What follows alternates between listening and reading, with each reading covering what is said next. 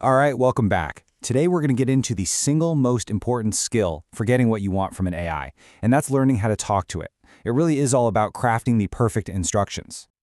You've been there, right? I know I have. You ask for something super specific and what you get back is, well, confusing, totally unhelpful, or sometimes just plain wrong.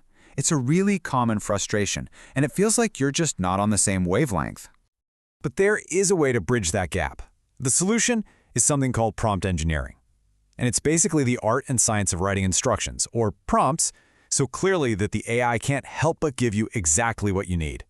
Honestly, clearer instructions lead to better results. It's pretty much that simple. So let's start at the very beginning, with the most fundamental technique of all, zero-shot prompting. You should think of this as the first and most essential tool in your AI toolkit. It's the one you're going to use most often.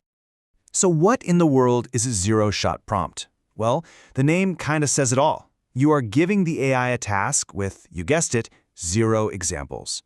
You're not showing it what a good answer looks like, you're just telling it directly what to do.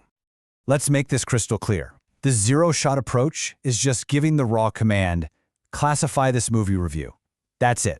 The other way, which is a bit more advanced, is called few-shot. And that's where you'd actually provide examples, like showing the AI that great film is a positive review before asking it to classify a new one. Okay, so enough with the theory. The best way to really get a feel for zero-shot prompting is to just see it in action. So let's break down a real-world example step by step. So our mission here is pretty straightforward. We've got a movie review, and we want an AI model to read it and tell us if the sentiment is positive, neutral, or negative. Simple enough, right? Now, check this out. This table format is a fantastic way to document your prompts. Seriously, as you start experimenting, you'll have tons of different versions, and keeping track of your work in a disciplined way like this is absolutely crucial. So here, we see our goal, the model we're using, and the full prompt text. Okay, let's zoom in on the review itself. Notice the language here. It uses the word disturbing, which usually has a negative vibe, right? But then it ends by calling the film a masterpiece. Now that's a tricky sentence. The AI has to understand the nuance and the context, not just react to individual words. And the result? Boom! The AI nails it, classifying the sentiment as positive.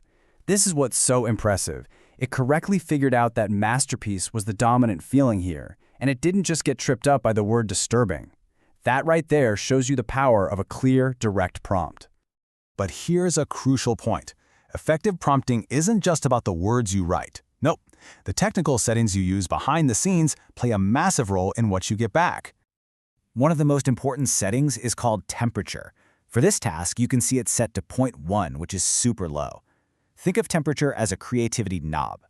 A low temperature makes the AI's output more focused and predictable. We want a precise classification, not a creative story, so we turn that creativity way, way down. It's like telling the AI, hey, just stick to the facts. All of this really highlights that prompt engineering is a disciplined process, not just random guesswork. You set a clear goal, you write the prompt, you tweak the parameters, and you document everything. Following these steps is what turns this from a fun art into a repeatable science. So, zero-shot prompting is incredibly powerful, and a lot of the time it's all you're going to need. But what happens when it's not enough? Let's take a look at where this simple approach starts to hit its limits. So, to recap, zero-shot prompting is your foundational tool. It's your go-to for clear communication. It's simple, it's direct, and it is super effective for a huge range of tasks. But that simplicity, well, that can also be its biggest limitation. So what happens when your task gets more nuanced or really complex? What if the AI just isn't getting it right and a simple instruction isn't enough to guide it to the correct answer? What do you do then? Well, that's where you unlock the next level of conversation with AI. When a direct instruction doesn't cut it, you can actually guide the model with examples. This is the world of one-shot and few-shot prompting, and it's the key to solving some truly complex problems.